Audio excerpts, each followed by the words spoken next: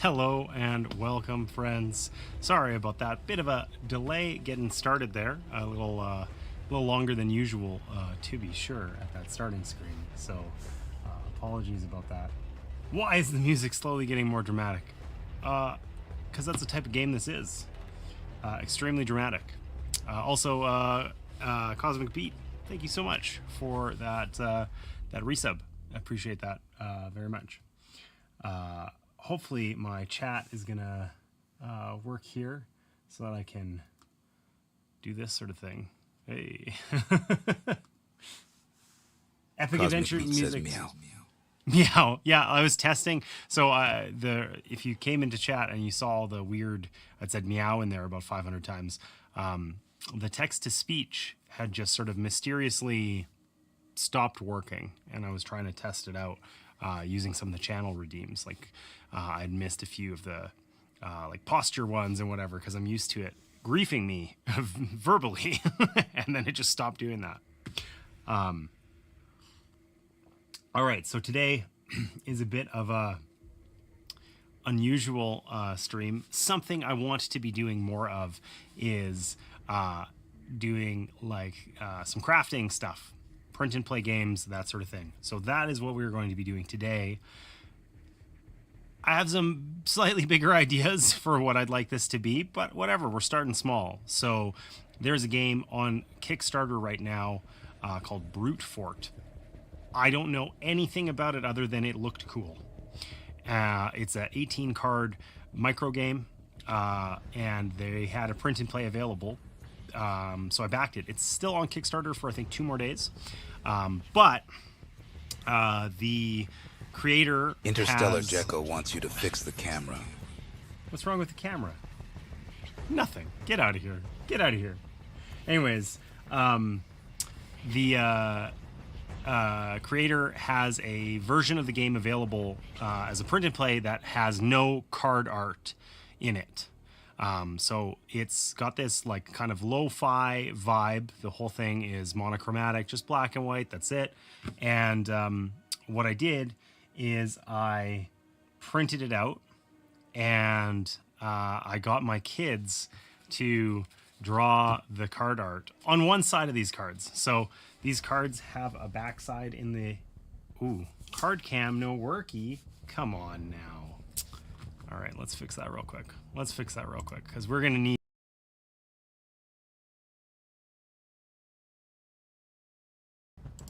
Okay, forgive me for...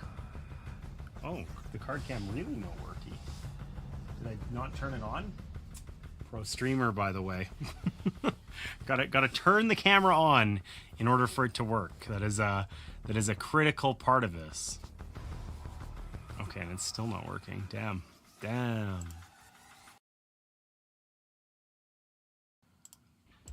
Surely now. Wow. Okay, I don't know what I've done here. This is really like the one time I want this to work. Oh, okay. You know what I did? When I went to turn it on, I turned on the wrong thing.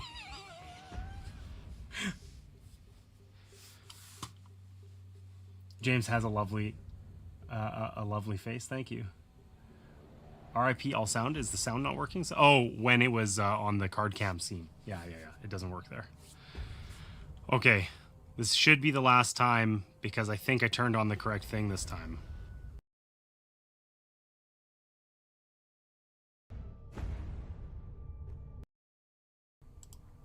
We're going to ignore all those mistakes I made in there with the wrong scenes. For the love of God, it's not working. What did I do? Okay, you know what? Guys, we actually do really need to look at the card art in this game because it's special. My kids made it. I haven't looked at it yet. I don't know what to expect. So I got to get the card cam working. So I will be right back.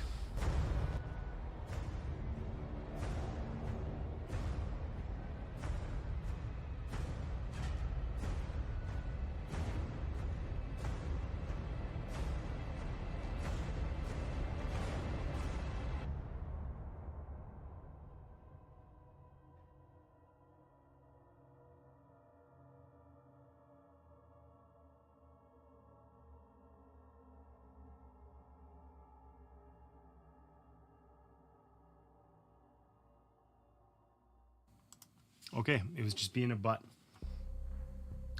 Maybe it just doesn't work here anymore. I just tested it. The cam... Oh my god. Okay, let's take a look at the overhead cam and see. Oh, it's a disaster. It's a disaster.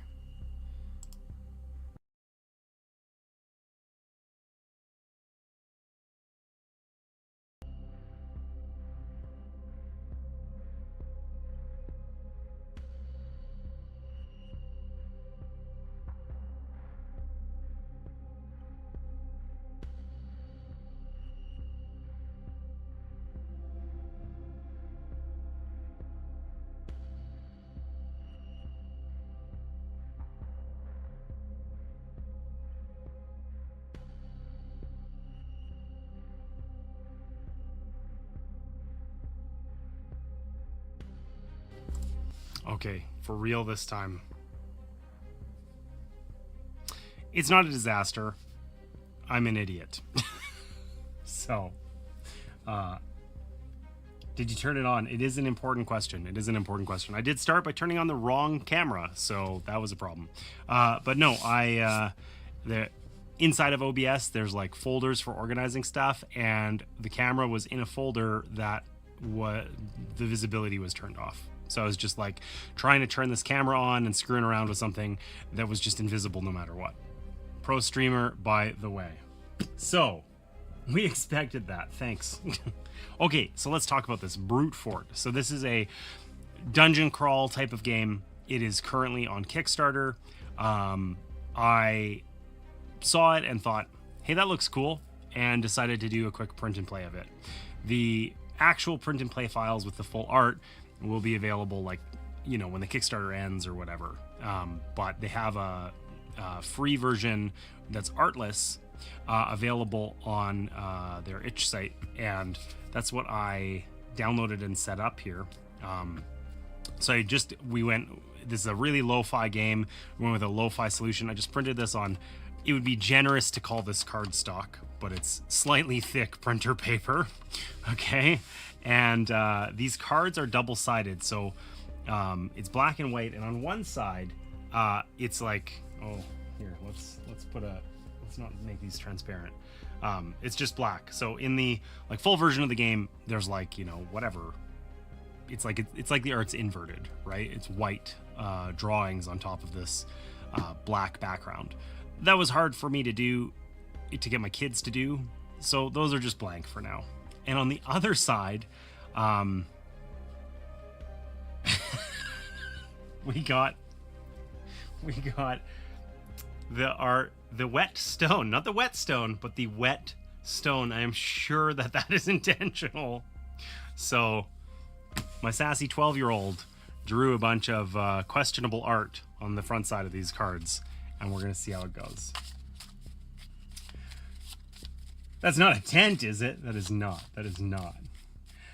All right. Life would be better with more gyration, apparently is a quote that I said. Thank you, Trombone, for reminding me of that. I stand by that quote. I stand by it. All right, so let's try and set this game up. Something that I will be the first to admit that I messed up is these are our like champion cards here. And I should have had, I guess thin cardstock is a little transparent here, but I should have had some art drawn here, like for the champion's gorgeous face. We have the champion, the wanderer, and the sage. We're just going to be ghosts for now, because that was an absolute oversight, and you know, whatever. It doesn't have to be perfect. So let's make sure we get this set up correctly.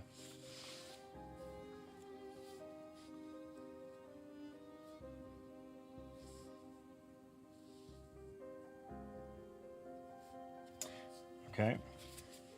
So these are our heroes. There are 3 cards. Maybe I'll zoom this in a little bit. Maybe we could just cheat. Let's just do that for now. All right, so we got our 3 champions, and then we got our deck of cards here. So these are all double-sided, and basically on the light side, this is good, and whatever's on the back side is bad. This is a conquest on this side, and it is a peril on the opposing side. So all the perils are blank like this, but they do have the, you know, the text on them and whatever. And basically we're going to be exploring this fort and kind of building it up here with these cards in the 3x3 grid. And we want to be placing them conquest side up, not peril side up. Okay.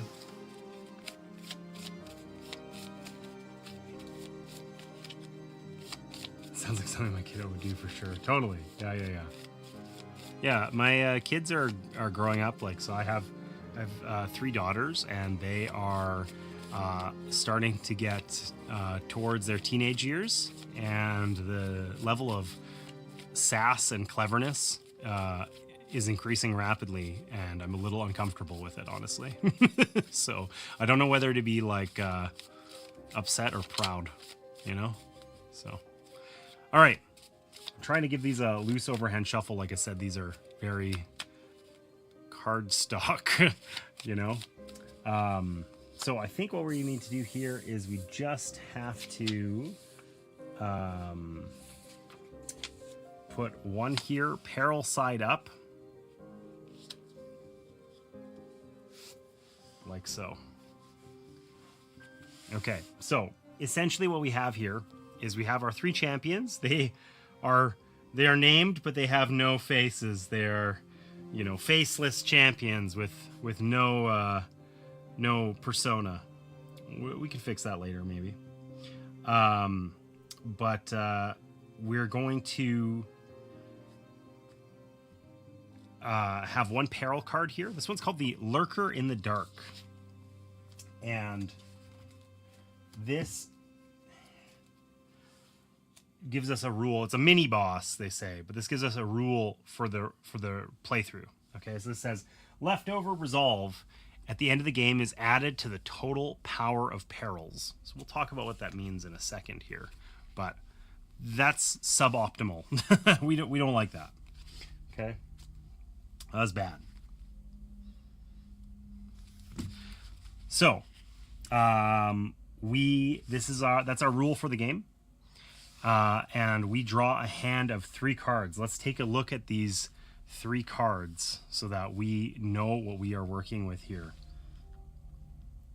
This, we've got, okay, I'm going to try not to laugh too much because, okay, we've got the Warlock's Pearl. It's a walnut, but shiny. Amazing, amazing. So the way these cards work is we're going to be building this fort, and we're going to be spending what's called resolve, that's our currency, in order to put these out. So basically, we have to spend 1 resolve in order to put this card out face up, okay? And where it ends up going, we build the fort like linearly, like in a 3x3 grid. So we do the bottom 3 spots, then the middle 3, and then finally the top 3. And where this card goes, like in which row it goes, determines what it's going to do for us. So for this one, for instance, it says at the end of the game, tuck 1 card from the crypt under this card. Tucked cards are worth 1 point each. So if we play this really early, we get to tuck 3 cards. We're going to gain 3 extra points. If we play it later in the game, we're only going to earn 1 point. Okay. Happy Sunday, old man. Thank you. Thank you. Sass reaching critical levels. It's true. Okay. So we've got the Elder Spirit Clarion, so a horn of some kind, which is a megaphone ? Amazing. So this one, likewise, this is going to cost us 4 resolve to play. That's a lot. That's as much as you can have. Okay, and it's going to either double the effect of cards in its row, double the effect of cards in its column, or double the effect of other cards in the entire fort. So the fort is the whole 3x3 grid that we are building. So that's kind of crazy. That could be like pretty useful, I think. I have no idea because we've never played this game before, so I'm not really sure what to expect. And then finally, we have the Chains of the Divine, which apparently glow in the dark, and I can just hear the radiating, like, oh, you know, they're very, the divinity is evident in their glowiness. So this is going to allow us to banish the top card of the deck, look at the top 2 cards and banish up to 2, or look at the top 3 and banish up to 3. So with the exception of that first card we looked at, it sounds like these cards tend to like scale and get stronger as the game goes on. What did you miss? The glow stick chains. Yep. The glow stick chains. All right. So the way that this works, this is our hand. We're just going to play with this kind of open. This is our little draw deck here. Okay. And we have 3 heroes, each of which has 4 resolve. They also have 2 skills. There's, what is there? There's strength, willpower, and dexterity, or something like that. Okay, so we're going, let me see, strength, dexterity, and willpower. Nailed it. Okay, so we're going to every turn do the same 3 things. Okay, we're trying to ultimately play cards out that are on that conquest side and do valuable things for us. We're going to definitely have perils placed out in the fort.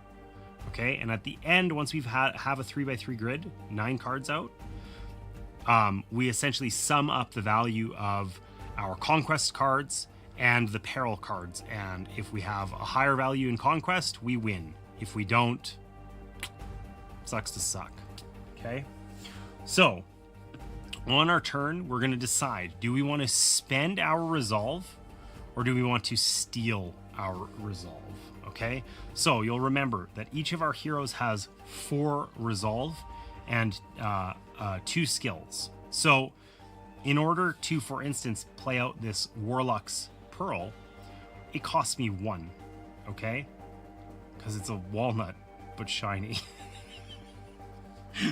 And I would need to pay for that with one of the heroes that has willpower available as a skill, because that's what it shows here. So either my Sage or my Wanderer could pay for this card, but my Champion couldn't. He doesn't have willpower. Okay. So I could pay 1 resolve and I would place this like face up in the fort.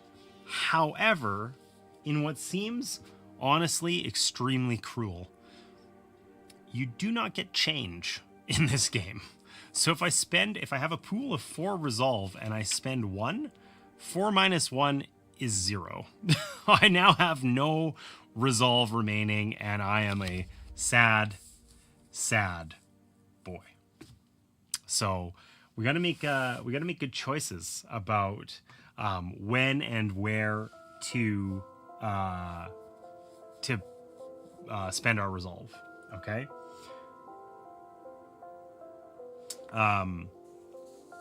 So the other thing we can do instead of spending our resolve is we can steal our resolve.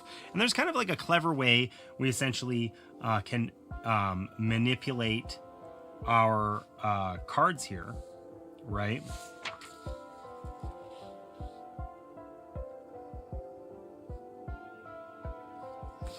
And we can like if we spent our resolve, let's say we used our Sage and got this Warlock's Pearl. It costs us 1, but 4 minus 1 is 0, as we all know. So I would indicate that by like sliding these over to cover up the Sage's kind of pool of available resolve. Okay. And instead of spending resolve, though, I can steal my resolve, which basically lets me kind of subdivide it, right? So I can like take a breather, steal my resolve, and split this pool into 2 equal parts. So let's say I wanted to steal the resolve of my sage. I'm going to take this card and kind of flip it over here. And I'm going to put it like this. So that now I have 2 and 2 on my sage instead of a pool of 4. So now if I buy this Warlock's Pearl, well, it's still a disaster. I'm still spending 2. 2 minus 1 is 0. But 2 minus 1 is 0 is better than 4 minus 1 is 0. And I would have the second pool of 2 remaining. Okay? So that's stealing my resolve. Okay? So I gather up my take a deep breath, you know, prepare to enter the fort, and so on. Okay. So an unfortunate thing about this is that I'm basically playing a card every turn, and I'm either paying for it with my resolve or stealing my resolve, in which case I have to pick one of the cards from my hand to play Peril side up into the fort. Okay. And when these go in Peril side up, they have a value listed on them. That's essentially negative points at the end of the game, right? So right now, like, this one is worth only is a peril of, like, it's always the cost. The cost of the card is 4. Okay.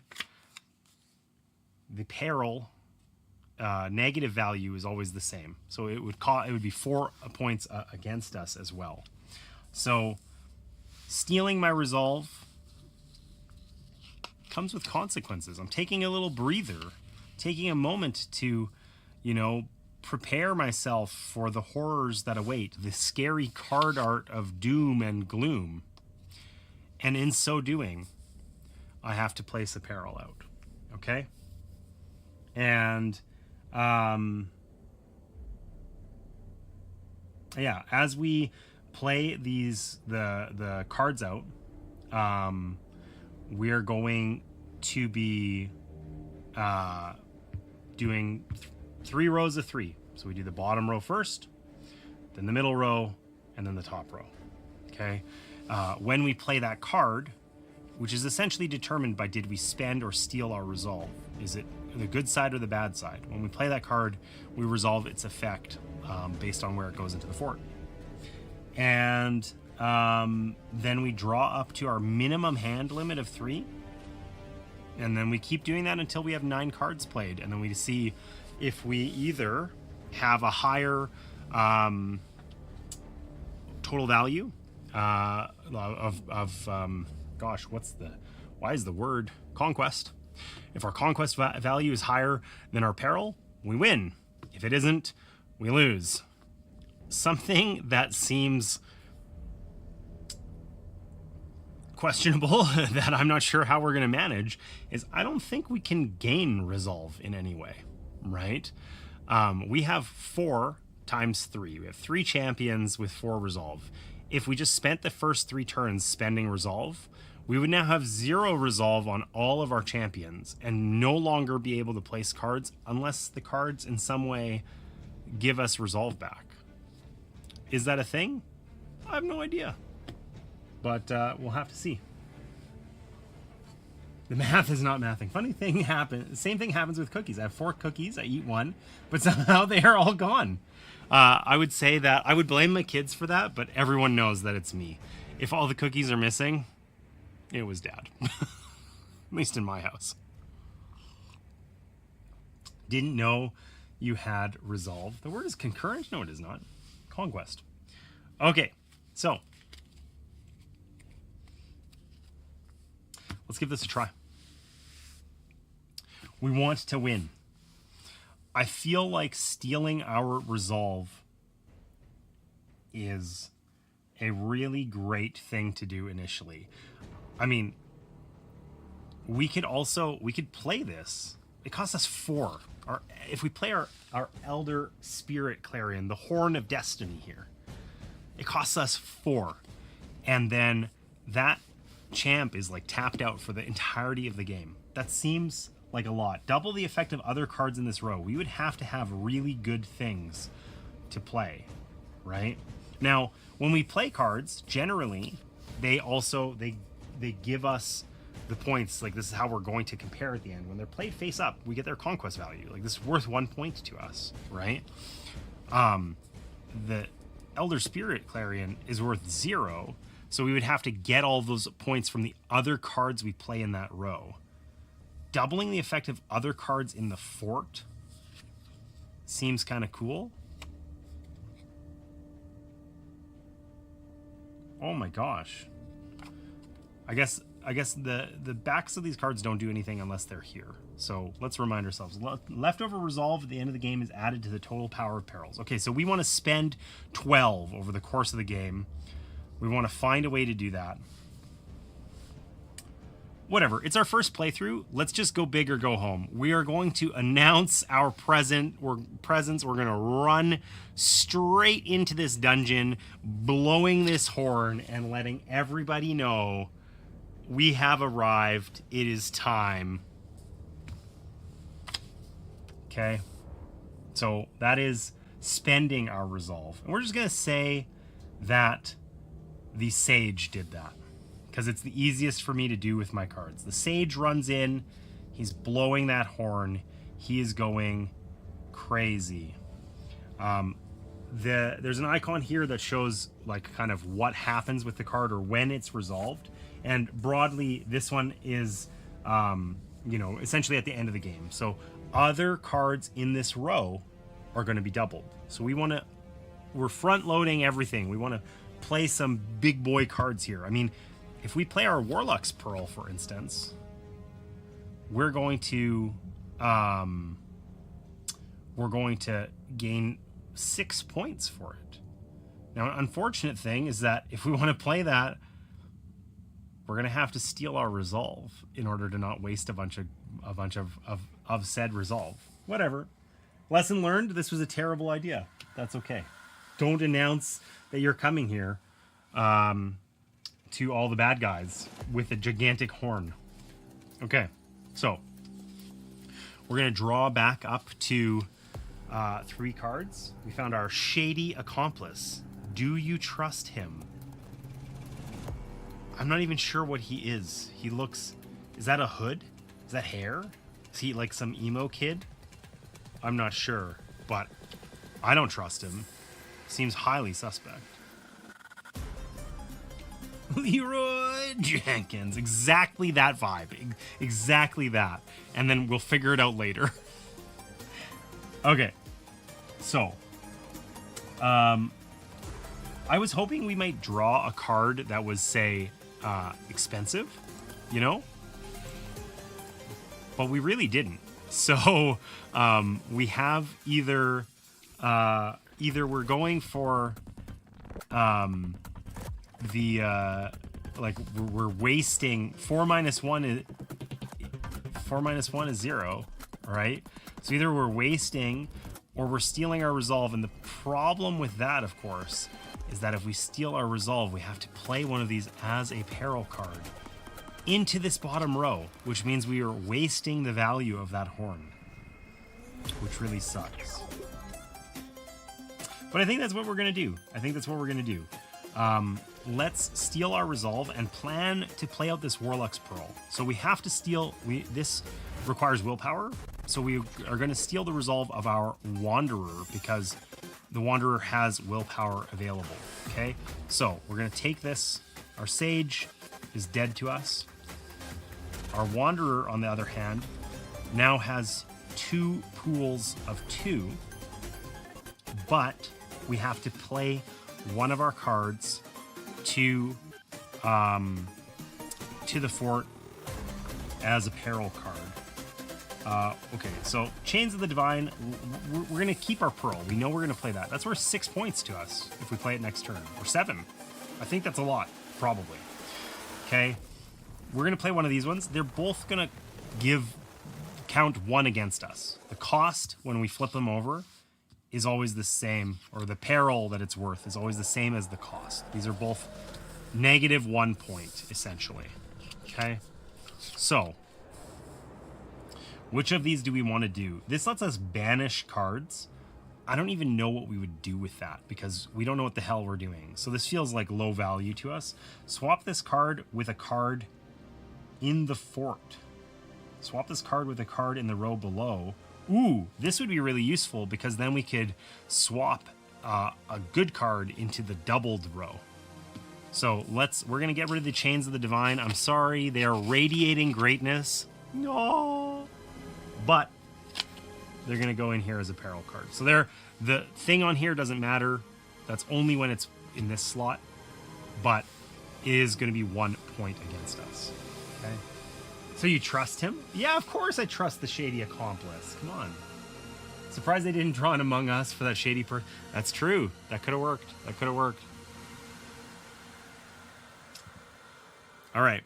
So we're going to draw back up to 3 cards. Okay, this one, 𝖋𝖔𝖗𝖙. This one's got a little bit of a story behind it.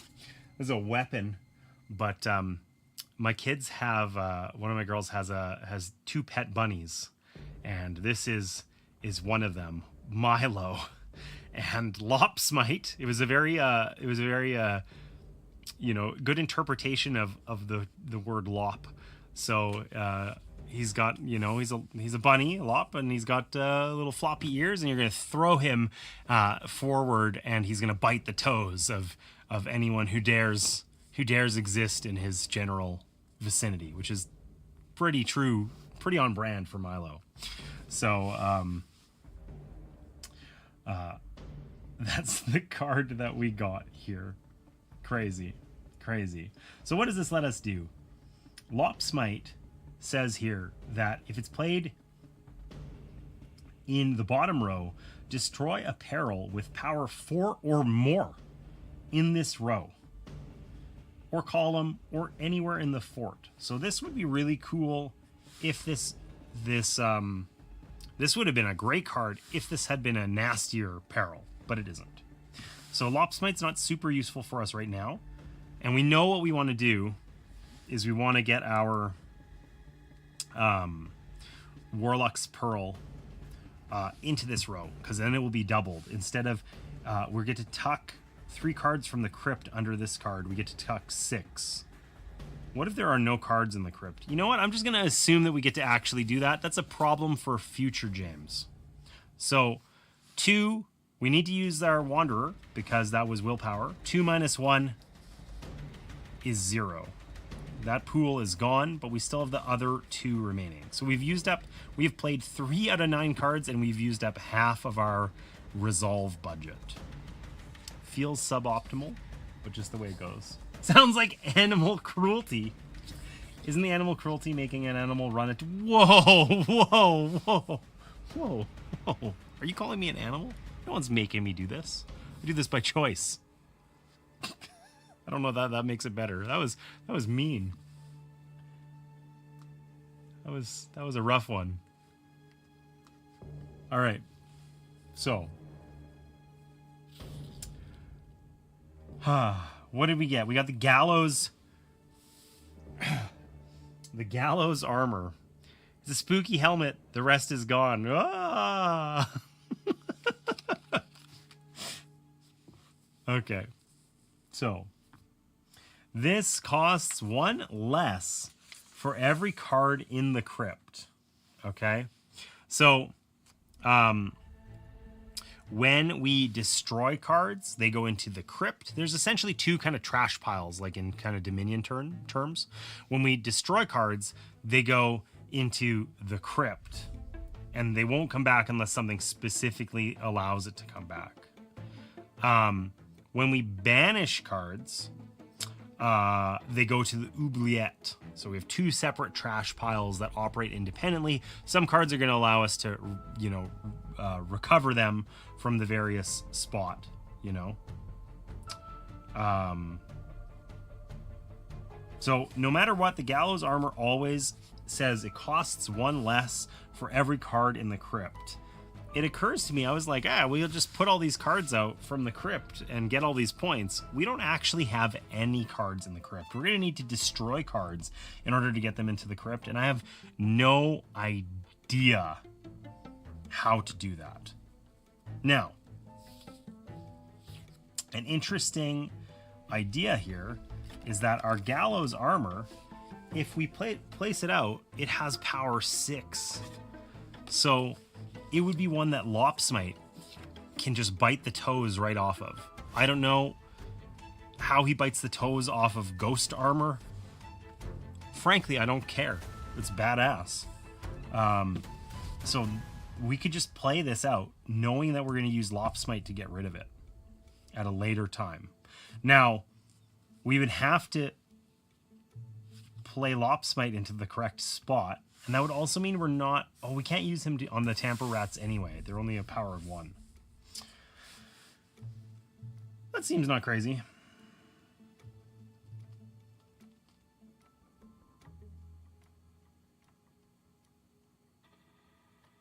Well, this isn't going to work at all. This Shady Accomplice says, swap this card with a card in the fort.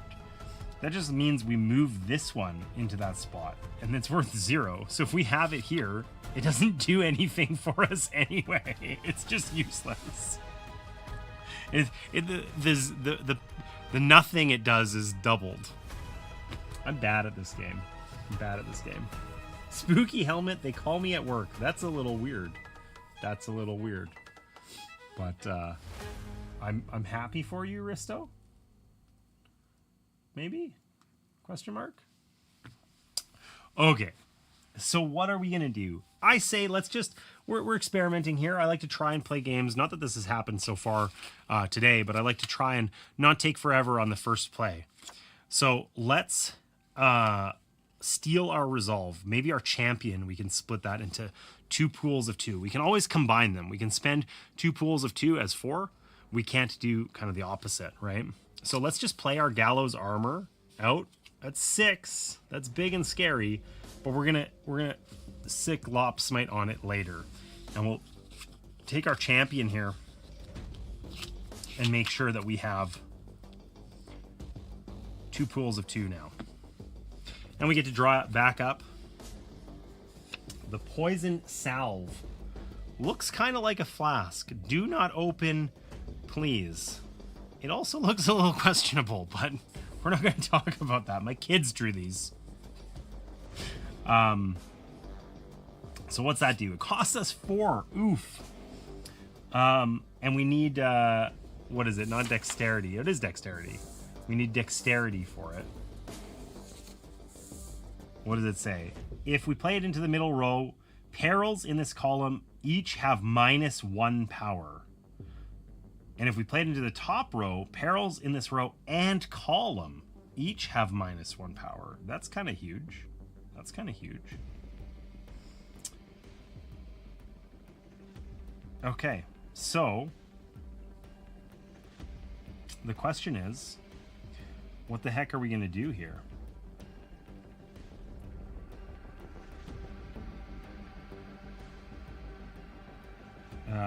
Let's... I mean, I think we further subdivide our champion, probably, right? So let's steal our resolve. We're going to just ditch this Shady Accomplice. I feel like we're just running it down, and we're going to lose horribly here. But our champion now has... how can I do this? Whatever, we'll do it like that. Our champion now has 4 pools of 1. Go for the toes! 44 minutes into a stream. I'm trying not to take long. Listen, we had some significant technical issues earlier that you missed. But in good news, we found the cursed banner. Very spooky. Insert curse here. Okay. Great. So this only costs 1. And it costs like might or strength, whatever it is. So this would be a great thing for our champion to use. If it's in the middle, it has +2 for each other strength card in its column. That's terrible. We haven't played any strength cards anywhere. So that's sort of not ideal, you know? That's not ideal. We're kind of running out of options here, though, right? We either just face tank everything or and score negatively, You know, I don't know. Like we can, so we could play 𝖋𝖔𝖗𝖙, but we have to get rid of something in the column that it's in. So we don't want to use that. We want to use that. We want to save this for the next turn. We want to play one more card first. If we play our cursed banner, it's going to just be worth -1 to us. We could try and play a strength card above it to make it worth, you know, +1. Oof. But, you know, or we play our poison salve. Now this one, perils in this column each have -1 power. There's currently 2 perils in that column. That's not terrible. Oh wait, in this column. I was thinking row. Okay, so this is worthless. Okay, I guess we're just playing our cursed banner. So we're gonna spend 1 strength, and we're gonna play our very spooky cursed banner out there. Okay.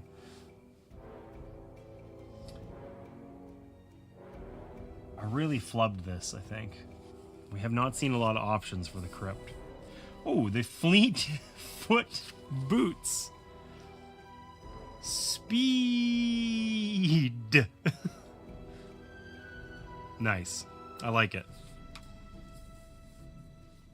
I like it.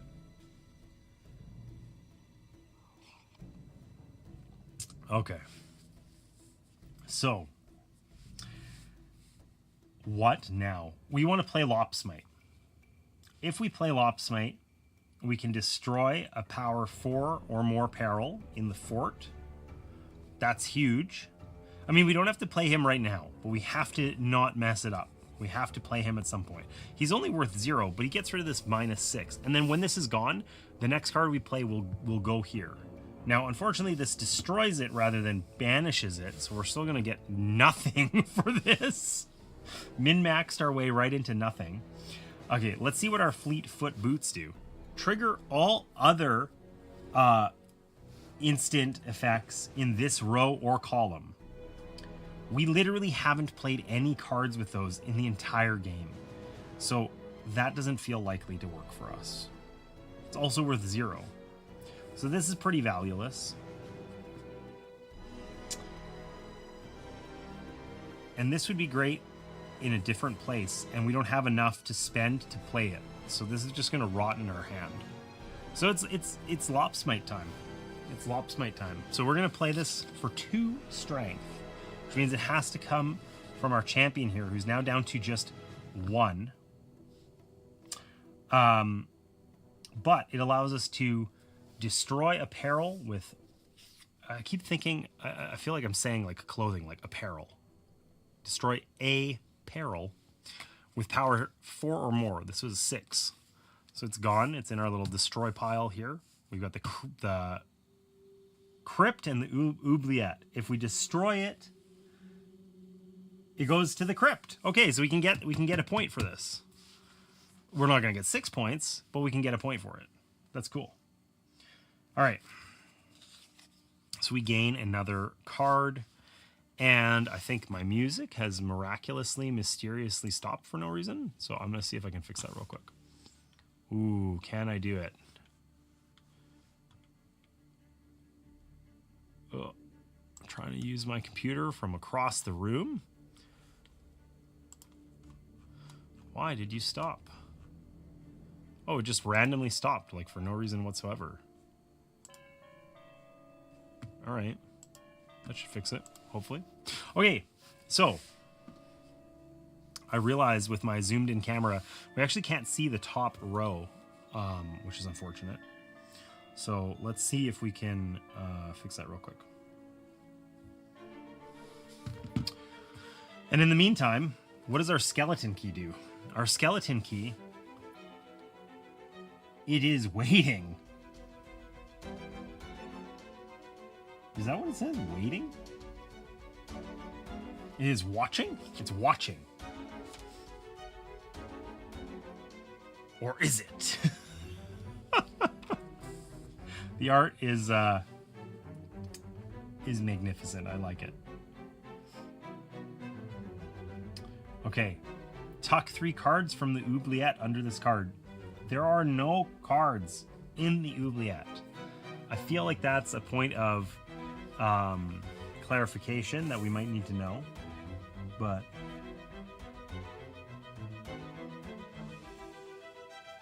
I don't know.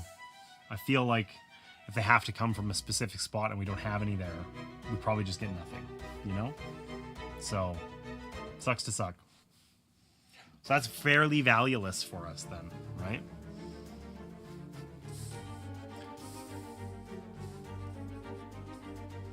Oh, this is up there. Okay, so trigger the immediate effect of other effects in this row or column. So that would let us, this would let, the Fleet-Foot Boots would allow us to trigger 𝖋𝖔𝖗𝖙 again, which is pretty cool. That's, we finally have one, but we don't actually have another high value peril card to get rid of. I mean, we could play one, but that feels rather roundabout. Okay, we're gonna do it anyway. So we're gonna get rid of the poison self. We're gonna play that here. Okay, that's gonna let us steal our resolve. Our wanderer is now has 2 pools of 1. Has to be a better way to do this. I feel like it's kind of visually confusing what's what. No, whatever, we'll know. We'll know. And we can use the Wanderer to play our Fleet-Foot Boots, which will get rid of that peril card, which doesn't, that feels like a really long roundabout way of actually just scoring no points. But nonetheless, it felt like the best option at the time. So we picked up Sunderstaff, which is very literally the Sunderstaff. Nice, I love it. Oh, this lets us banish a card. Wait, they go to the oubliette. Banished cards go to the oubliette. Banish a card from your hand, then destroy a card in the fort. Interesting. The challenge, of course, is that even if we get rid of these cards, we don't actually have enough stuff to spend to replace them with good cards. So we're just, I think all we're doing here is reducing our score. Okay, we're gonna give this a whirl. We're gonna play our Fleet-Foot Boots. Because yeah, our skeleton key, we can't play both of them. They're too expensive. We could play Sunderstaff. Let's just banish a card from our hand, then destroy a card in the fort. Is that helpful for us? Is that better than just running 𝖋𝖗𝖙?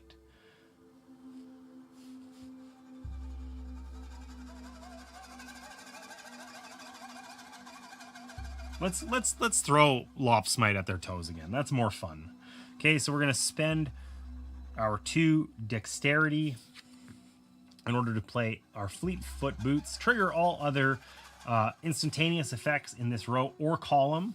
We're going to say the row, so we can trigger 𝖋𝖗𝖙. It says destroy a peril with 4 or more in the fort. We're going to get rid of this stone giant. It is gone. That's going to turn into a point for us. It was an extremely roundabout way of scoring exactly 1 point. Now we're going to play our next card here, and then a final card here. We have exactly 1 strength or dexterity to spend and nothing else. So we actually can't play any of our cards because we are too poor. And I think they all work out the same. Oh, but let's look at this. The Harbinger's Mask. Ah! Well, if it isn't a pro streamer. Hey, what happened to the pro streamer team? It's messed up. It should look more. Oh, that's just funny. I don't hear any music. Are my ears just broken? There's definitely music. Risto always does the pro stream redeem. It's either Risto or Cosmic Beat, and it has been busted for a while, but that was an unusual way for it to be busted. I'm sorry. The music is creepy. It's true. It's true. Okay, well, I don't think there's anything we can do to prevent this. We're just going to have to play one of these. We can't subdivide further either. And then we actually can't play the last card because we have the Captain of the Guards who looks strangely like a mix. He's half like suit of armor, half Ninja Turtle, half Cylon. You know, like the Man Bear Pig, but the Captain of the Guards. Half Ninja Turtle, half Cylon, half suit of armor. I love that one. I think that one might be my favorite. Hi. Set a hero's resolve to 2 out of 2 and 2. Oh my god, we found on the last turn, we found the card that lets us recover resolve. So anyways, I think we just have to, we can't play any of these usefully. So I think we just have to ditch one of them. And I am quite certain that this is going to be a loss. Okay. But that's okay. So essentially now it's the end of the game. We have 9 cards out and we are going to total up the peril values and the conquest values. And if we have more conquest than peril, we win. And otherwise we lose. And I think we all know what's going to happen here. Also, leftover resolve at the end of the game is added to the total power of perils, so we lose 1 here as well. So, let's take a look here. This is worth 0, but it doubles the effect of other cards in the fort. This one actually doesn't have an icon on it, but I think that's just an error. It should be an end of the game one. At the end of the game, tuck 3 cards from the crypt under this card. So we could double that to 6 cards. Oh my gosh. I hope that wasn't super loud. I'm sorry. Sadly, we only have 2 cards in the crypt. But we get to tuck those under. And they're each worth a point. So this is worth 0. But this is worth 1, 2, 3. Okay? I can hear the music. It's kind of whack. Yeah, I picked suspense as a category. And this is what it gave me, okay? I tried my best here. So we currently have 3 points. The Cursed Banner is worth +2 for every other strength card in its column, which is 0. So that's -1. So we're at 2 points. And then these are each worth 0. So we scored 2 points. And then we lose 2, 3, 4, 5, 6. And finally, the one down here, 7.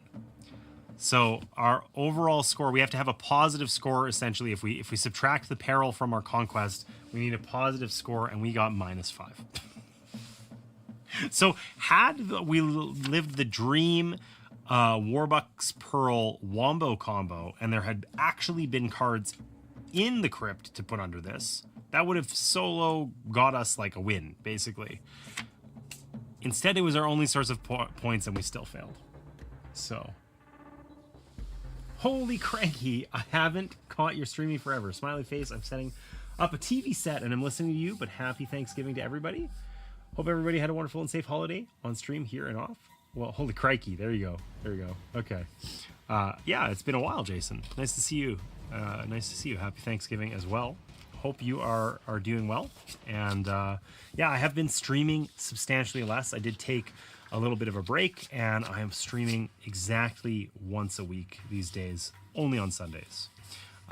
So it has been a little bit less streaming from me, to be sure. But glad to see you back. Okay. Oh, that was the problem. Our Reviver brew. This is required. I was told by Sarah that I needed this because I'm going to die so often. That was our card that was face down. No wonder we lost. All right, let's set this up again and try. I would say that we've learned our lesson, but I don't think I learned anything other than this game feels really hard and I expect I'm going to lose again.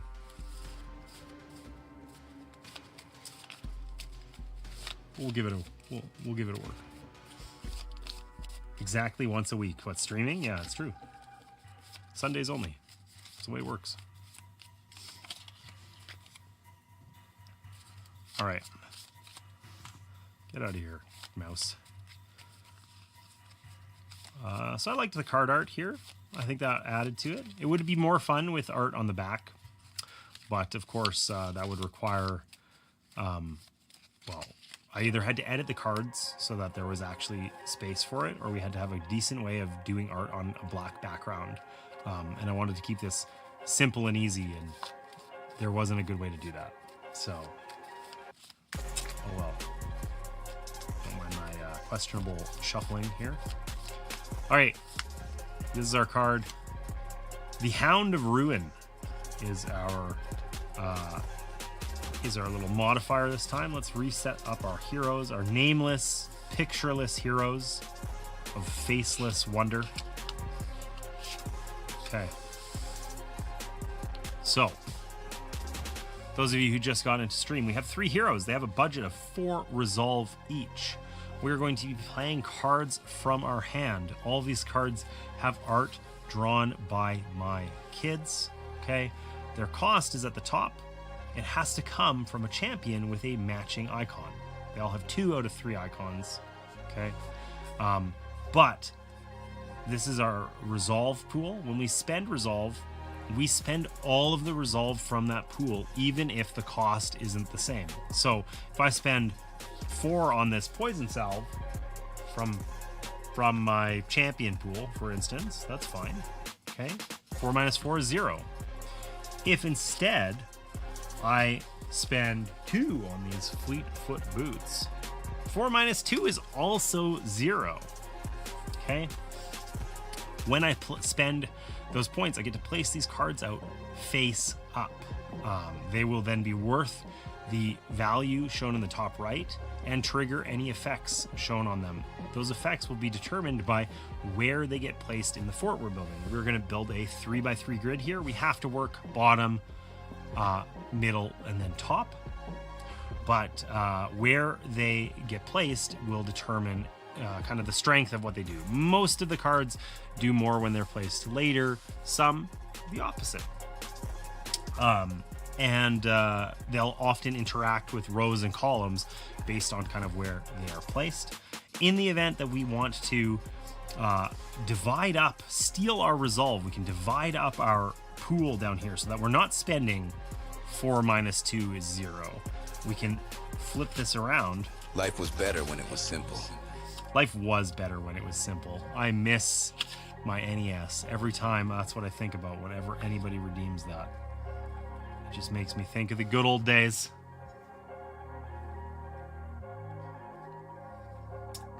But this is a simple game.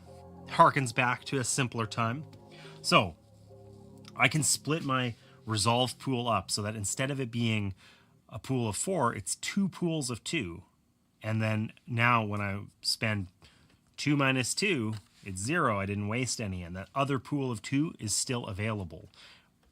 But when I take a turn to steal my resolve and flip over a card, that means that I have to place one of the cards from my hand as a peril card into the fort. It's going to suck.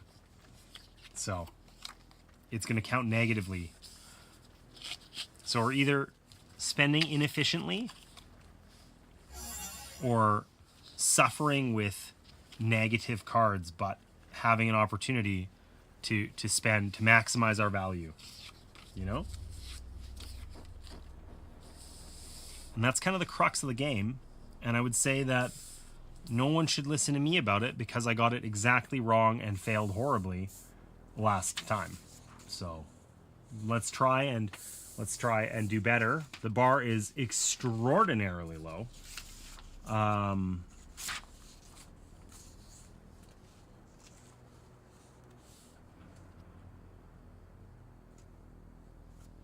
Okay, let's do it. So we've got our 3 cards. We've got the Sunder Staff, the literal Sunder Staff. Okay, that lets us banish a card from our hand and then destroy a card in the fort if it's in the top row. Right now, it would be in the bottom row. It would let us banish a card from our hand and then destroy a card in this row. So this would be a great one to play second because we could get rid of a peril, right? Let's try and find a way to do that. So the poison salve is like quite powerful. Perils in this row and column each have -1 power. We had a lot of 1 valued perils last time. You know, that could nullify quite a bit of value. But it costs one of our champions there. Like, that's all they get to do. I don't know. And the fleet foot boots lets us trigger other instantaneous effects. So this isn't very valuable to us right now. So let's subdivide our sage so that we can play our Sunderstaff and get rid of this. So we'll play our we'll steal our resolve. Our sage's resolve is going to now be 2 and 2. Okay. But we have to play a card from our hand as a peril. So we will play our Fleetfoot Boots. The effect on here doesn't matter. You know what? I didn't read this. This effect matters. I forgot about that. Start the game with a random 4-power peril in play. Okay. That sucks. Here's the first 4-power one.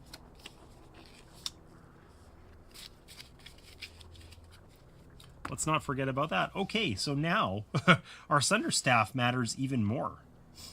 Banish a card from your hand, then destroy a card in this row. And our poison salve is more kind of tempting, but we still want to play this later on. So we're going to still stick to our original move. We're going to play this peril up here. We subdivided for our sage, and we're going to draw a card. And that was essentially our first turn. The little artists should sign their artwork. Maybe. All right, so we picked up the very spooky cursed banner. Insert curse here. You know, 4-letter word goes here. So this card has +2 for each other strength in the row, column, or fort. This would be a great card to play late. Both of these would be great to play late. And that's all the more reason for us to use our Sunderstaff right now. So if we play our Sunderstaff, we're going to cover this up. We get to banish a card from our hand and then destroy a card in the fort. So, which one from our hand? I want to try and play this Cursed Banner. It's low cost. We played it last time, but we screwed it up. It has a real potential. If we get at least 2 other strength cards over the course of the game, it allows us to get, like, you know, +3. Let's run with it. So we're going to get rid of this one. This one's really placement restrictive and requires us to sit on a whole pool of 4 dexterity. So we're going to get rid of this one. That one is banished. And then we get to destroy a card from this row. So this one is destroyed. So this is our Crypt, and this is our oubliette. All right, so we're going to draw back up to 3 cards. What do we get? We got the Warbucks Pearl. Walnut, but shiny. We still have our Cursed Banner, which we want to play late. And then we have our Skeleton Key. At the immediately tuck 1, 2, or 3 cards from the oubliette under this one. We do have a card in the oubliette. At the end of the game, tuck 1 card from the crypt, or tuck 2. This one we could actually, there's a card in the crypt right now. That's promising. And our Cursed Banner, we really want to play this later. So a challenge, of course, is that we don't want to play any of these cards right now, but we also don't want to suffer needlessly. I feel like we should subdivide our champion, and we have to play one of these as a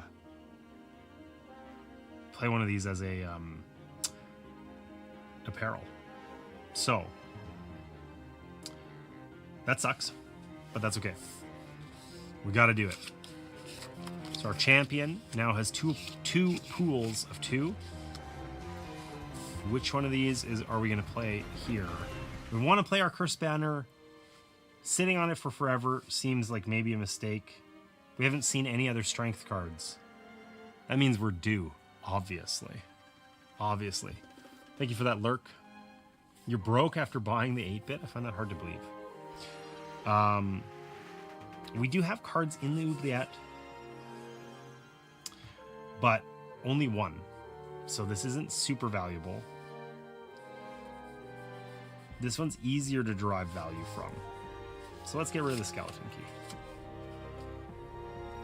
This currently is looking like a loss, but we're scaling. We're scaling.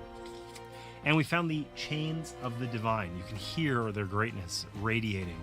You know? That lets us look at the top 2 cards of the deck and banish up to 2. Okay, so banishing... I guess I could see what's on here. I could have known that that was available or coming up, right?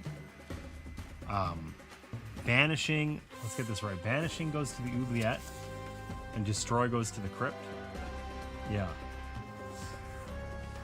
So, good thing that I have a way to banish cards, and I got rid of that thing that let me get points for that. God. Okay.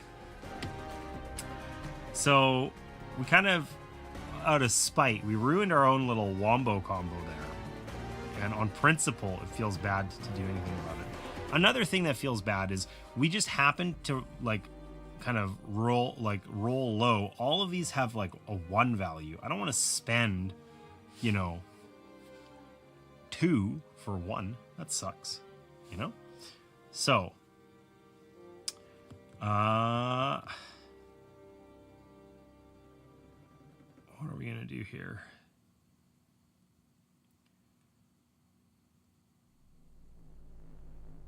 Do we want to have all of these pools of 2? I mean, we can use this Harbinger's Mask. It's a 2. Okay. The Wanderer also is now available with 2 and 2. But we have to play a peril, and we're going to find a way to make this work. We're going to figure it out later.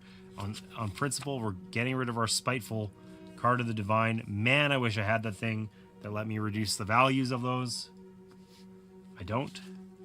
Sucks to suck. That's okay.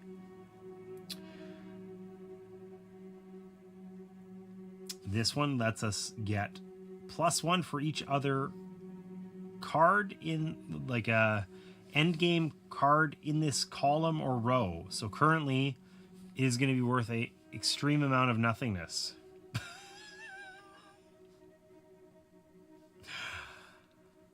Wow. All right. Well, we want to play strength cards.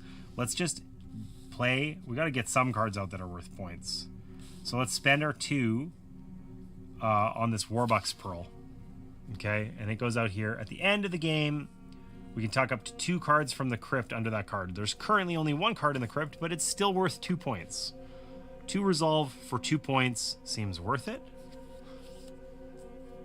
Okay. Now we picked up our spooky gallows armor. Ooh. Costs less for every card in the crypt. It's worth 5 points, but we only have 1 card in the crypt. We would have to destroy a bunch of other cards in order to make that cheaper. I mean, it would currently, yeah, because it would currently cost 5 still, so we can't even buy it anyway, because we have a maximum of 4 on our champion here. So, we can play our Cursed Banner. It's worth more for strength cards in that row or column, or it'd be column currently. Now's not the time. We can play our Harbinger's Mask. This has +1 for each other endgame card in this column. I mean, I think the Warbucks Pearl is misprinted. It doesn't have a logo, but it should. So it would be one of those. So this would be, like, now would be an okay time to play this. So let's try that. it doesn't feel optimal maybe, but I don't know if optimal is achievable in this game. So we'll pay for this guy. He'll go here. It's currently worth 1, but it's better than it being worth -2, right? A net gain of 3, as it were. Ooh, we got our Reviver Brew, the thing we were looking for all along. Okay. If all heroes are at 0 resolve, this has +1. Oh, I see. Okay. So this gives us a way of getting a small amount of points, but it also counts for as a strength card for our Cursed Banner. So that's huge. That's super huge. So, but it only has +1 if we're all at 0. Is that actually achievable? I don't know. Let's try. So we're going to spend on our Sage. We'll spend our 2 strength as 1 strength for our Reviver Brew. We'll draw our 𝖋𝖔𝖗𝖙, the knife sharpening 𝖋𝖔𝖗𝖙. We've got just our champion left. He's got 4 either dexterity or strength in 2 pools of 2. That is kind of promising. Our Shady Accomplice, which I feel is less useful than we thought it was. We want to play our Cursed Banner. We know that for sure, right? So, let's do that. Let's play our Cursed Banner. And we'll go up here. We'll draw this Shady Accomplice. Oh, the Captain of the Guards is hiding there. That would have been really nice to get. So we know we want to be at 0. We would really prefer to use Strength. It would be great to get this Gallows card out, but there only is 1 card in the crypt, which means that it still costs 5, which we do not have. We have 2. But that's okay. We can spend our 2. 2 minus 1 is 0. We will recall. Swap this card with a card in the fort. Does that help us?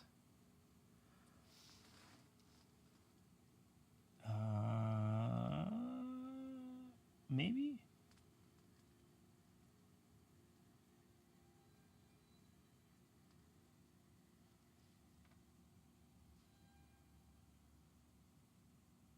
I mean, I think it works out kind of the same way anyway. Let's just play our 𝖋𝖔𝖗𝖙. So our 𝖋𝖔𝖗𝖙 goes up here. That uses it all up. And we ended up with 6 positive counting cards and 3 negative counting cards. Maybe we can achieve victory this time. Okay, we can choose to believe. We can choose to believe. So, these are worth -5, right? 2, 4, 5. Simple.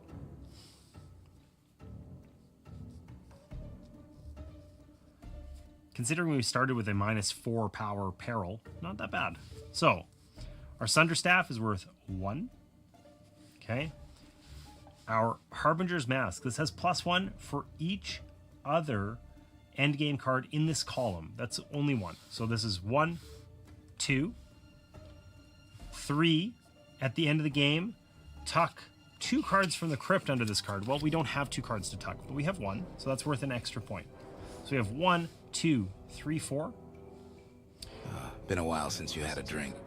Our Reviver Brew. If all heroes are at 0 resolve, this card has +1. They are. This is required. So that's 1. So that puts us at 5. So we're at a net of 0 right now. Okay. I'm not showing anyone this card. It's this one. Our Cursed Banner has +2 for each other strength card in the fort. There's only 1 other strength card, but that means that instead of being -1, it's +1. So that gets us to 6.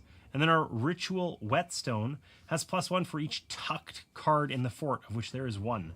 So we have a total score of 7 versus the 5 of the bad guys, meaning that's a victory. We won. We did it. We did it. I didn't fail too badly. So that was cool. Nice. GG. We nailed it. We did it. I really flubbed that crypt thing, though, or the oubliette. I didn't realize that I had the opportunity to banish a ton of cards and get a ton of value that way. That would have been more fun. I regret that that didn't happen. I think we'll try giving this one more run. I feel like this... I have played quite a few like games, not like this, but of this sort of ilk, where it's like an 18 card micro game, right? Like I have a 𝖋𝖔𝖗𝖙 of the button shy wallet games, for instance, and they're often in this 18 card format almost exclusively, right? And generally speaking, every time I've played them, I've been like underwhelmed deeply. You know, I have yet, I stopped buying them because I loved the idea of them, and I got quite a few of them, and then every single time I got one to the table, it sucked. And it was always like, well, if this format wasn't so restrictive, and this was just like the same concept with a little bit more to it, this could be a great game. But instead, we chose this restrictive format, and like, you know, at some point that there's some threshold there that where that doesn't work out, right? Thankfully, this was fun. This was intriguing. This was like, you know, it's non-obvious how, maybe non-obvious isn't right. This was hard to play well, but it seems like there's definitely some, you know, it's easy to play, but there's some push your luck there. I don't think I'm going to sit here and play this for 6 hours, but I'll try it 3 times. And I think if I was playing that and not streaming, I could have done that in 20 minutes, you know? Arrgh, I'm so late. You are not. You arrive just on time, like a wizard, you know? Welcome in, Allison. We are playing... I hesitate to call this a crafting stream because I've done no crafting whatsoever, but we are playing a game that is currently on Kickstarter called Brute Fort. It's like from an independent creator. I don't know them or anything. I just saw it and thought it was cool and decided that I was going to print it out and give it a try. They have a free version available that is has no artwork on it. Like the cards are like templates. They don't have character art and that sort of thing. So I got my kids to draw the art on at least half of them. There's also art that's supposed to be on the backside here, but that was a little hard to execute on the black background. So that we just left those blank for now. It's a lo-fi kind of game. Lo-fi, very simple art. I printed it on cardstock, not really, and it's been fun. Cool. Yeah, I think so. I've been having fun with it. So, we have 3 champions. They have a pool of resolve. Their resolve we are going to spend in order to place cards into the fort, which is ultimately going to be a 3x3 grid of cards. We want cards. We want to spend our resolve to place cards face up on their conquest side.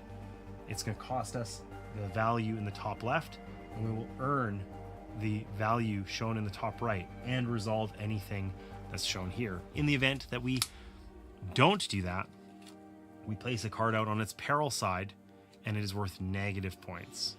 Essentially, the cost is always, if this costs 1, it would be 1 negative point if placed out on the peril side. And a challenge, the most challenging thing of the game, is that we are spending our resolve from our pool here. We have some restrictions. Each of our characters here, which I totally forgot to get the kids to draw pictures here, which I feel sad about. But each of these characters have 2 different traits they can use. But when they spend resolve, they spend the entire pool of it. So 4 minus 1 is 0. We can divide up their pool, so into like halve it into 2 pools of 2. But if we do that, we have to play a card out on its peril side. So some choices to be made on how to proceed. All right.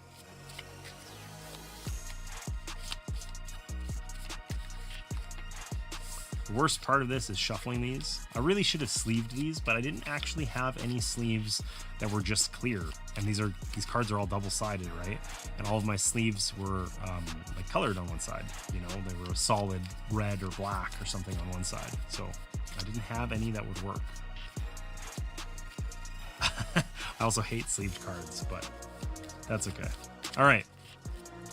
Sure, that is good enough. What do we got?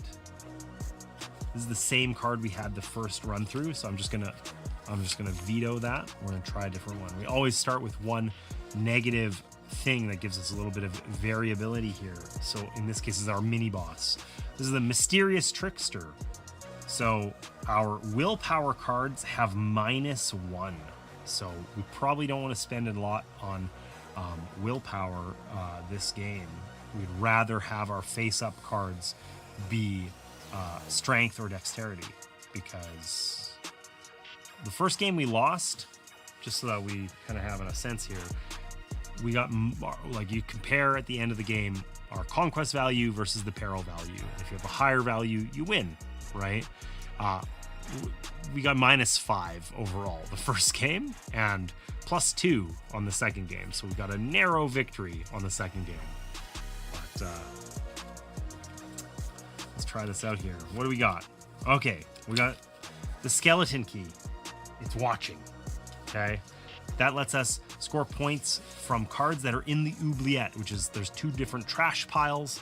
There currently are no cards in the oubliette. Not very valuable to us right now. We got 𝖋𝖔𝖗𝖙. This is Milo the bunny. We throw him at our opponents and he chews their toes. So lets us destroy cards with a peril value of 4 or higher. So that can be quite strong. And we got the gallows armor. We have never succeeded in getting this one out. It is extremely expensive. It is worth a lot of points, but we need to have cards in the crypt. That's our second like trash pile. We have to destroy cards in order to get them into the crypt. Throwing bunnies, I love it. Yeah, so 𝖋𝖔𝖗𝖙 here. My kids have a pet bunny named Milo. We rescued, they have 2 bunnies, Gaia and Milo. And Milo, well, both of them, they're like a bonded pair of bunnies that we got from a local shelter that just takes in bunnies. That's all they do, is rescue rabbits. Rabbits are a pet that has like a high abandonment rate because they have specific needs, and I think everybody thinks they're going to be really cuddly, and they tend not to be. They're also, people do weird things like, you know, gift them at Easter and stuff like that. So in any case, there's a local shelter that just, all they do is save rabbits, and we adopted the 2 of them, and they're lovely, but Milo is a bit grumpy. He is definitely not the friendliest character. He's a little skeptical of people. I think he's got a very typical bunny temperament. You know, sometimes bunnies can be cuddly or friendly or enjoy being petted, but broadly speaking, they don't. And Milo doesn't love interaction. So when Sarah was doing the card art here, he's a lop. He's got, you know, big floppy cute ears, and she ran with that. So this is the weapon is a bunny that we throw, and he bites their toes, because that's what Milo does in person, right? The bunnies really like their pellets, and they get very impatient. They're extremely food motivated, and if you're giving them their pellets, we have like a little scoop measuring cup that we scoop these pellets out of the bin and kind of shake it around, and like he will like nip at your toes with like excitement. So Milo might be my spirit animal. What, a little grumpy? Nice. He's a lovely bun. We adore him. And yeah, the art, honestly, Sarah did a great job on the art. It's a little silly. It's a little fun. With no notice, I was just like, hey, I want you to draw stuff on these cards, and I'm going to stream it. And this is what I got. Adorable but handled with care. Oh, okay, that's fair. That's fair.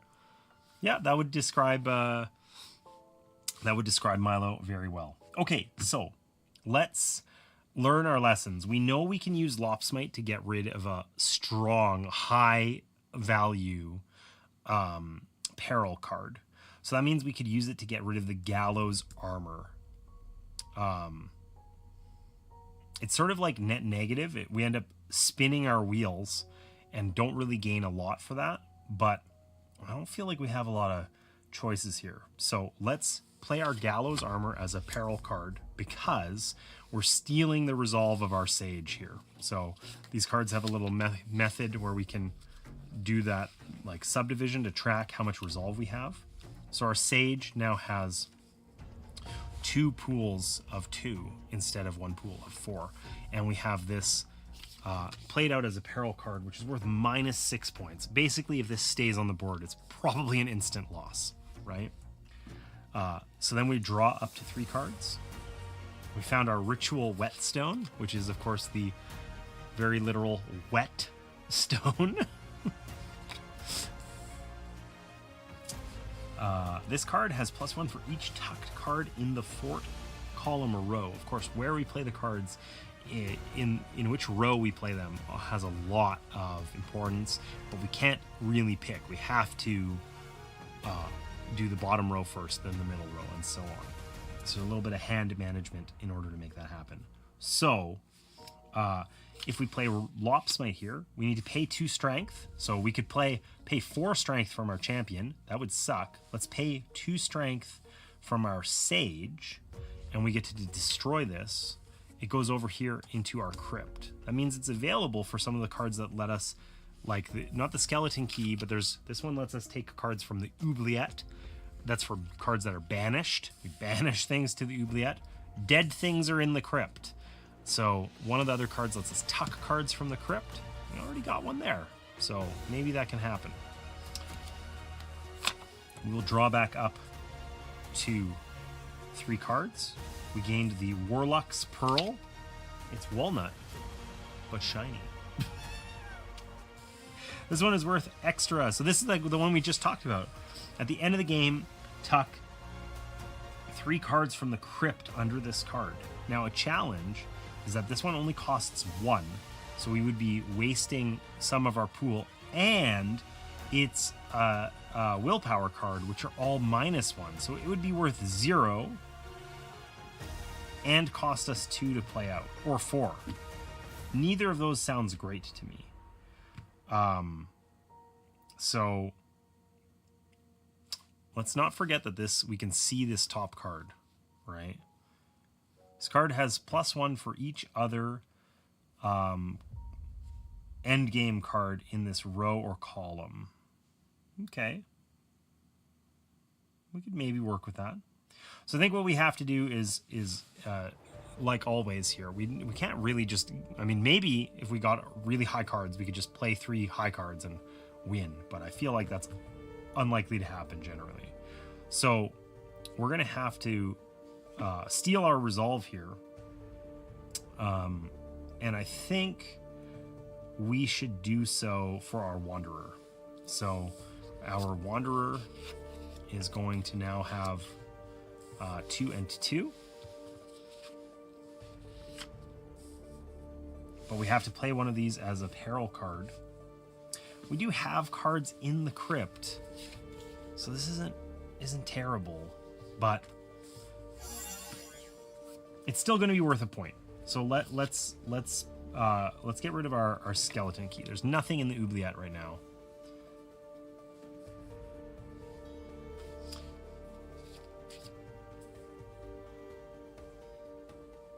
Okay. Our Harbinger's Mask does not help us a great deal. Excellent cards. Excellent job with the cards there. No H. No H. We went with simple. Hey guys, you can move over. I won't bite you. Oh, I did say that to Martina. Martina usually stays far away from me. It happens. I have that effect on women. I want to make sure that my YouTube comments is working okay. Yes, it is. Nice. All right.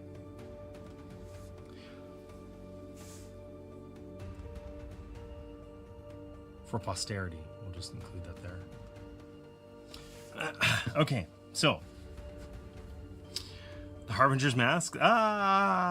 This card has +1. Currently, we'd play it in the bottom row, so it would have +1 for each other end game card in that row, which is nothing. So this would be worth 0. Actually, it'd be worth -1. So this is not very valuable. This one, it's better if we play it sooner, because then if we get more cards into the crypt, we can use them.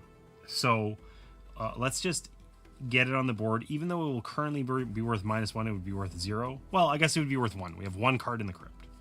So let's play the Warlock's Pearl. And then I guess we got to decide where do we want that to come from. Let's play it with our Sage. Okay, our Sage will pay for that. So it cost 1, but we pay 2. We pay the full value. We do not get change. Oh well.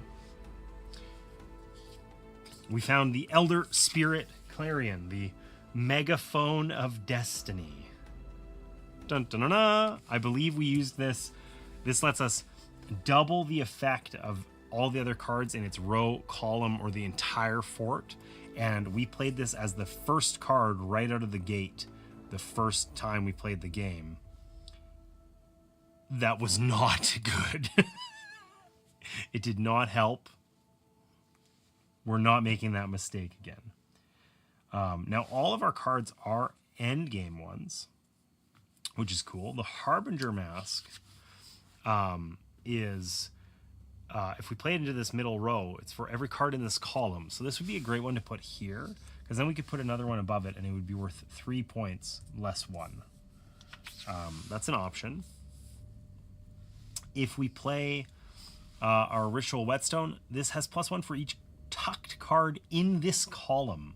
Now, that would also be good here. So, because this is, this card gets cards tucked under it from the crypt.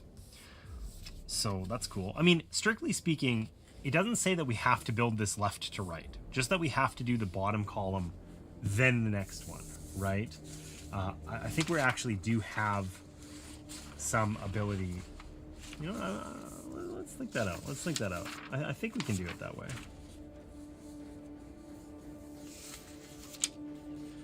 First 3 cards played into the fort must be played alongside each other on the bottom row. Okay, so I think we can play it wherever. So we could choose to play one of these. We just have to do, it's in one of these 3 spots. It can't be in the top row yet. So we could play our Ritual Whetstone, for instance. +1 for each tucked card in the fort. That's going to be at least +1. Possibly more if we can destroy some other ones. Here's the card that lets us banish. Good thing we don't have that oubliette card. I keep doing the same mistake. Double the effect of other cards in the fort or in this column, which we doubled this last time, but that let us put more things from the crypt, which we didn't have, you know? So, let's play the Whetstone, because the Whetstone, at least, all we're finding is cards that are willpower. So, that sucks. Let's play the Whetstone here. We got to pay dexterity for it, so our Wanderer will pay for that. And it will be worth at least 0, possibly more. We found the Chains of the Divine, glowing in all of their greatness. Okay. This lets us look at cards in the deck and banish some number of them, which is great for putting cards into the oubliette, which we can then get out with, you know, or get points for with our skeleton key, which we don't have available. So, whoops, every time I keep doing it. Okay, so what do we want to do here? I mean, we might want to just steal our resolve and play a card. We probably don't need to banish one. This is only worth -1. And it's, if we play it, it's worth 0. So do we probably want our champion to, also we can never play this one. Ooh, that's scary. Because if we have to, no, whatever. Okay, let's do this. We'll steal our resolve. We'll get our champion also ready to go. That means we have to play one of our cards out. I don't think it matters where. And we'll draw the cursed banner. This one is worth -1. Very spooky. Insert curse here. But it is worth additional for other strength cards. We've played one other strength card. 𝖋𝖔𝖗𝖙 is a strength card. So this would currently be worth points, but only if we play it into this top row. So we'll have to sit on it for a little while.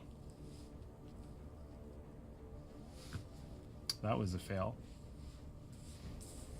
Gecko. Not your best work. Okay, so we can play the Harbinger's Mask, +1 for each other endgame card in this column. We want this up here. We want this up here. We don't want to have to play this as a negative card, though, because it is -4 points if we do, and we are very unlikely to be able to get rid of it again. You know, I don't think. I mean, the next card up, Sunderstaff, that lets us banish a card from our hand and then destroy a card from the fort.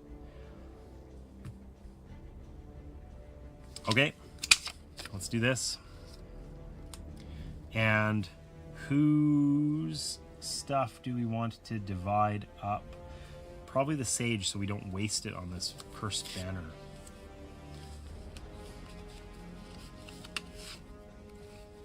Okay, so he's got 2 pools of 1.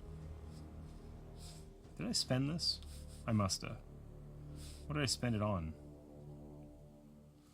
The whetstone?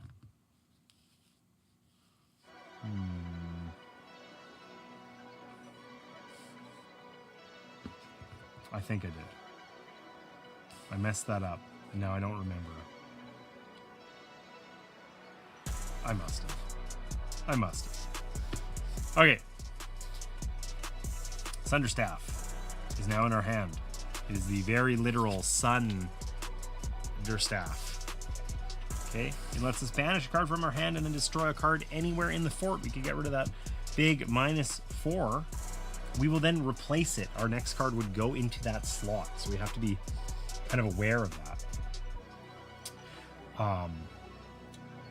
And it's worth 0 because of this stupid thing, the Mysterious Trickster. So that sucks.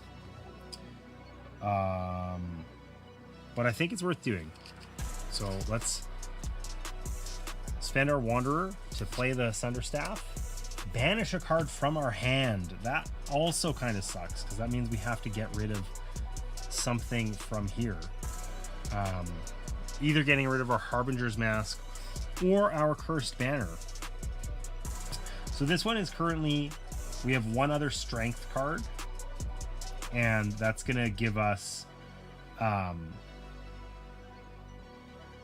this would be worth +1.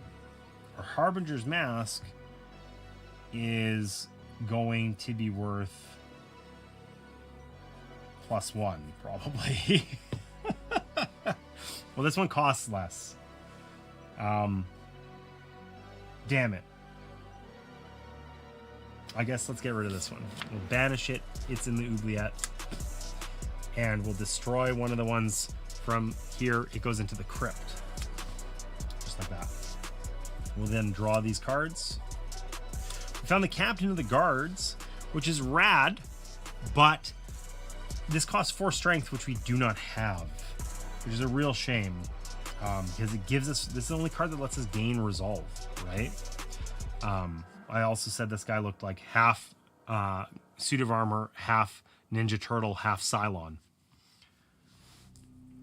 We wish desperately we could play this card, but we would have to get this in hand early enough that we knew the strength was, like, we could save it, right? So it's a little, too late, basically. Now, a challenge, of course, is we have to play a card into this column, because we just got rid of this thing with our Sunderstaff, which really screws us up, because we were unlucky enough that we drew 2 +4 cards, which we cannot afford either of. But if we play them as perils, we lose 4 points. We're going to lose. Which basically means that we saved our cursed banner and we're going to have to either play it and it will be worth nothing, or play it as a peril. In either case, we lose a point. That sucks. And then we're just stuck playing whatever we get because we don't want to discard these. Whatever, it's the best option, I guess. Got to make do with what we got. So we can subdivide our champion pool into 2 1s. Not that I think that that's going to matter for much at this point. Our Fleetfoot boots exist and we can pay for them. Speed! This lets us trigger all other... Oh, no! If I had looked closer at this, I could have made a cool move. I suck. So look, this lets us trigger all other instantaneous effects in this row or column. I could have used that to trigger 𝖋𝖔𝖗𝖙. I could still do that, I guess. So, okay. We'll discard our captain of the guards up here. We can't subdivide further, but whatever. He goes out like that. We'll pick up our last card. We're going to play our Fleetfoot boots here, which allows us to trigger 𝖋𝖔𝖗𝖙 and destroy this card because it's a value 4 or higher. And I assume we just play with our remaining cards here. I guess we paid for that. And we'll pay our 1 strength to play our Reviver Brew. If all heroes are at 0 resolve, this has +1. Well, they're not at 0. We have 1. So we played this like... We like min-maxed our way and avoided points as much as possible. We really almost had points and instead didn't. But we do have a couple things that get us points. From our Crypt here and our Whetstone, maybe that's enough to make the difference. Let's find out. So, we got 2, 3, 4. We got to have more than 4 points. 𝖋𝖔𝖗𝖙 is worth 0. Our Warlock's Pearl, because it is a willpower card, is worth 0. Okay, but at the end of the game, tuck 3 cards from the crypt under this card. So, it's worth 0 plus 1, 2, 3. So it's worth 3. We're at 3 currently. Now, our Ritual Whetstone.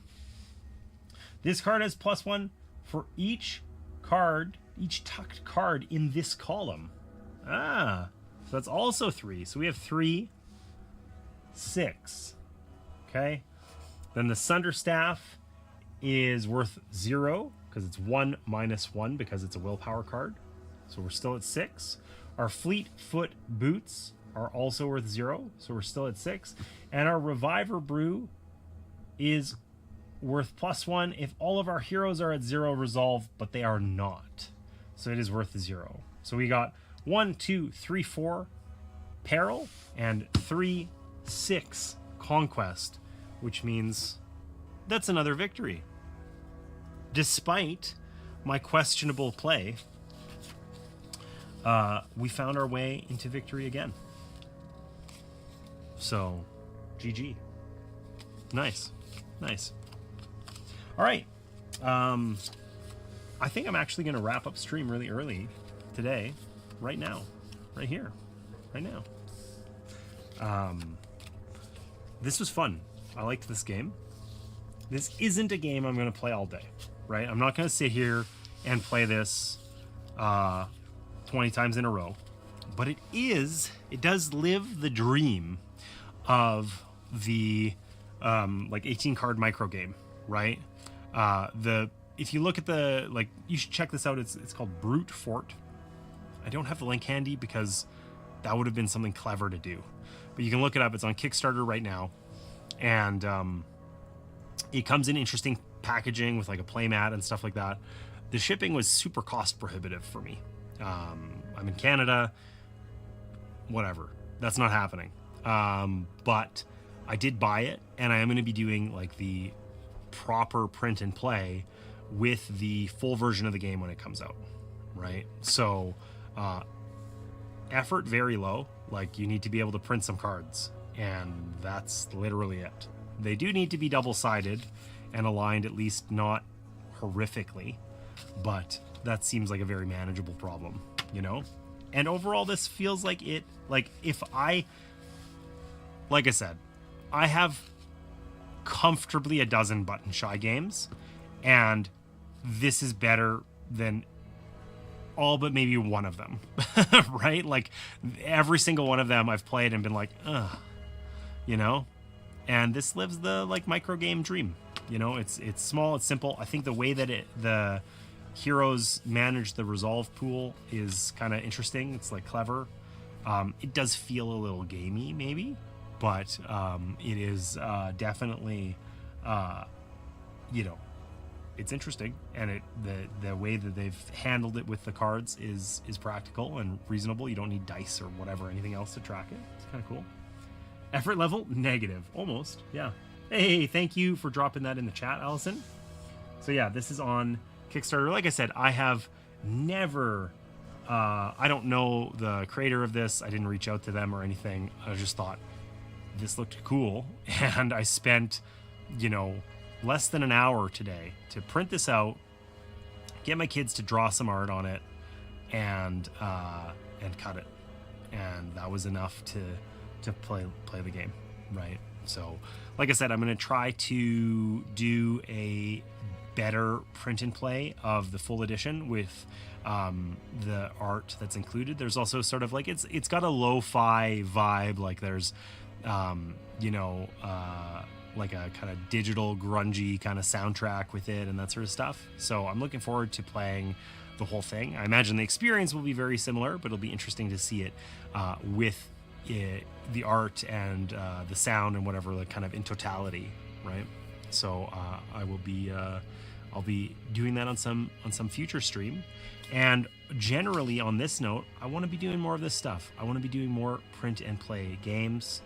As we get into next year, I don't know if you guys have play a lot of video games, but certainly a common sentiment is if you use Steam, right, for it's the platform to buy video games, and somehow it feels like everyone I know has a Steam library of 400 games, and they can't describe how that happened, but it's like they have 100 games or 200 games or whatever, and they've played 18, you know, or whatever, 5, some incredible minority. And somehow for print and play board games, the same thing has happened to me over time, where I have not that many, it's not gratuitous, but I have probably 50 print and play board games. Some of those are games that I own that also had print and play files as part of a Kickstarter, but many of them are games that I was interested in. And because I live in Canada, I didn't want to, there's something, especially with indie games, where, you know, there's often not a deal with a publisher, or, you know, fulfillment's a little less sophisticated. And it's this game is $16 and I'm going to pay $32 to get it to my house.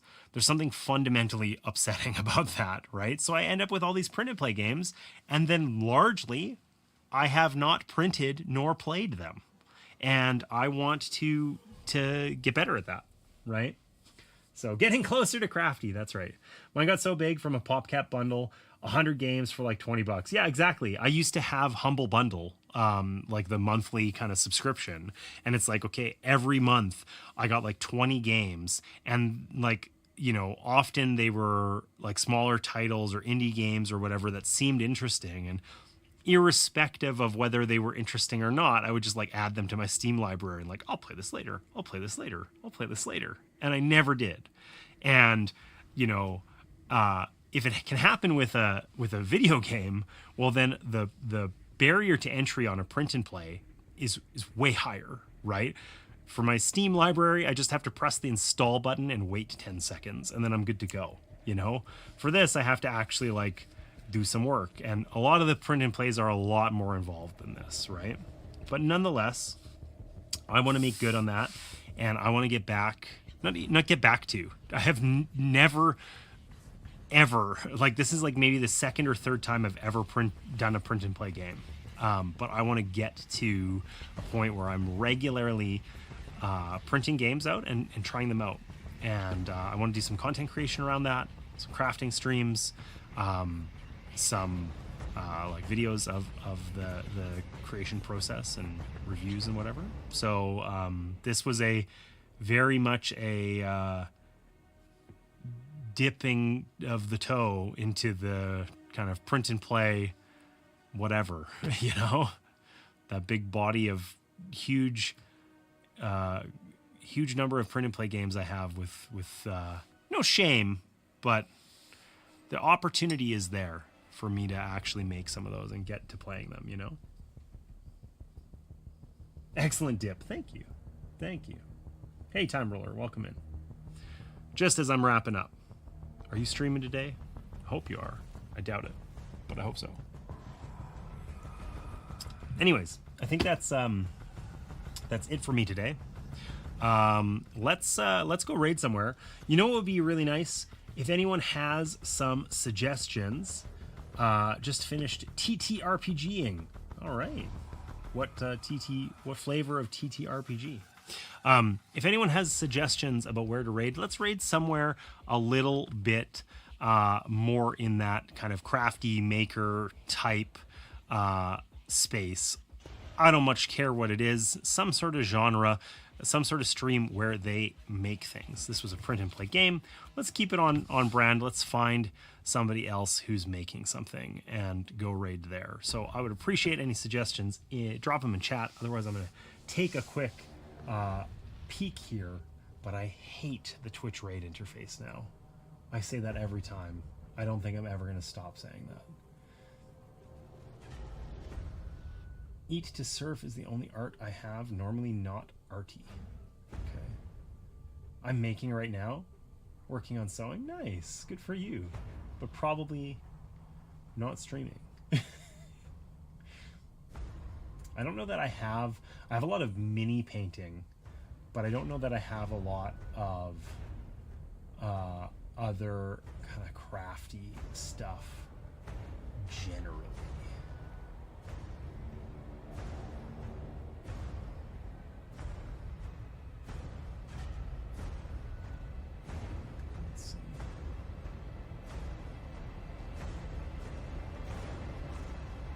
Not streaming today, no. Yeah, there you go.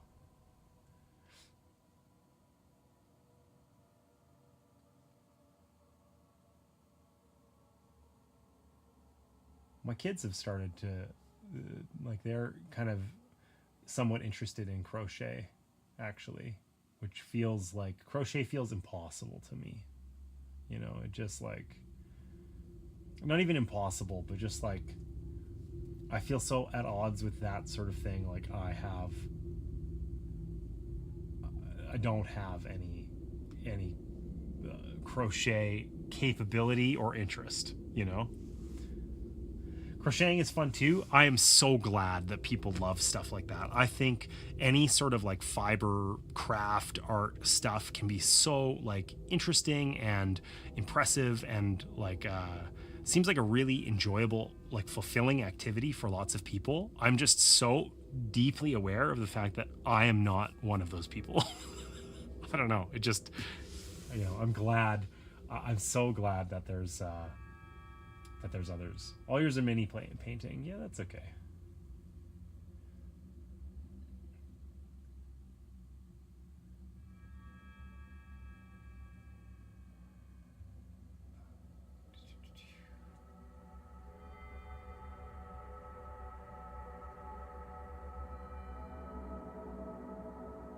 Yeah, all of mine are also mini painting, it looks like.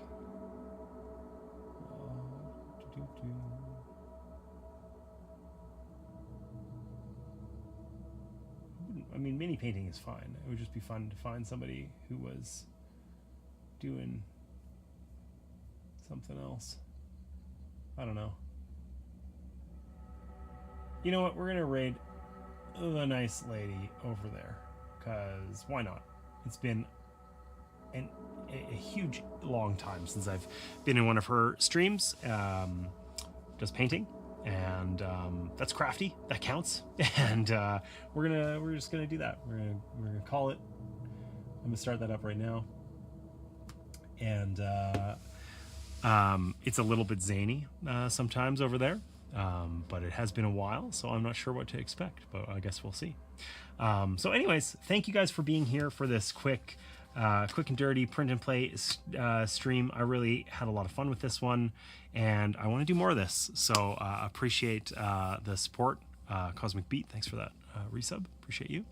And yeah, I will see you guys next Sunday for more streams. It probably won't be print and play, but maybe I'll surprise myself there. I'm not sure. We'll figure it out. But in any case, thanks so much for being here. And I hope you get a chance this week to play some board games with some folks you love. See ya.